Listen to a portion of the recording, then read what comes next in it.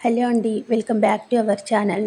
నిన్న కృష్ణాష్టమి వేడుకలైతే చాలా సింపుల్గా జరుపుకున్నామండి. అంటే ఎప్పుడైనా కూడా కృష్ణాష్టమి రోజు కానీ, ముందు రోజు కానీ, లేదా తర్వాత రోజు కానీ, అంటే మా వీలుని బట్టి అనమాట. మాకు ఎలా వీలైతే అలా మేము ఎప్పుడు కూడా నెమలి టెంపుల్కి వెళ్తామండి. కృష్ణుడి టెంపుల్ ఉంది కదా, అక్కడికి వెళ్తాం. ఇంకా ఈసారి మా హస్బెండ్ ఊరు వెళ్ళడంతో నేను మా బాబాయ్ ఉన్నామన్నమాట ఇంట్లో. సరేలే అనేసి ఇంట్లోనే చాలా సింపుల్గా జరుపుకున్నాం. ఇదైతే ఇంకా పొద్దున్నే ఫ్రెష్ అయ్యి వచ్చిన తర్వాత తులసమ్మకు నీళ్లు పోసిన తర్వాత, ఇది వేరే తులసి చెట్టు అండి. అంటే ఒకటి కంపోస్ట్లో బంతి మొక్క వచ్చిందని చెప్పిన కదా, దాంతోపాటు తులసి మొక్క కూడా వచ్చిందనమాట. ఇంకా కృష్ణుడికి తులసి మాలంటే ఇష్టం కదా అని చెప్పేసి ఆ తులసి ఆకుల మొత్తాన్ని కూడా ఇలా కట్ చేసుకొని వచ్చానమాట. వాటన్నింటిని కూడా ఇట్లా నీట్గా తీసి, అవి కొంచెం డస్టీగా అనిపించినాయి, వాటిని ఒకసారి నీట్గా కడిగి పక్కన పెట్టాను. ఇంకా అవి ఆరేలోపు ఇక్కడ ముగ్గు అయితే వేస్తున్నానండి.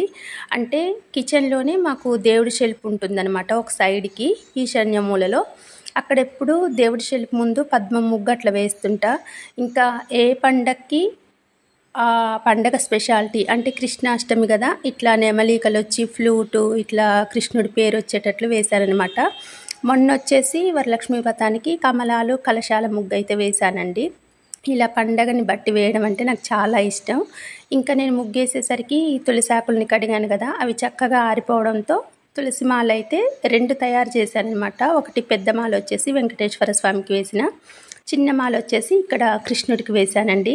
ఇంకా బయట నుండి కూడా ఏం తెప్పించలేదు, మన గార్డెన్లో వచ్చిన పువ్వులతోటే ఆ పువ్వుల్ని కోసుకొచ్చానమాట, అవే పెట్టాను. ఇది వచ్చేసి మా ఇంటి పక్కనే మోదుగు చెట్టు, ఒకటి చిన్న మోదుగు చెట్టు ఉందండి. ఆ ఆకుల్ని చూస్తే నాకు చాలా ఇష్టం అనమాట. వాటిని ఎలాగైనా యూజ్ చేయాలి అని అనిపిస్తుంటుంది. ఇంకా ఆ మోదుగాకుల్ని కూడా తీసుకొచ్చి అందులో ప్రసాదాలు అయితే పెట్టానమాట. రవ్వ కేసరి చేశా. రవ్వ కేసరి అయితే చాలా టేస్టీ కుదిరిందండి. ఇంకా ఫైనల్గా వచ్చేసి మా పూజ అయితే చాలా సింపుల్గా చాలా బాగా జరిగిందనమాట.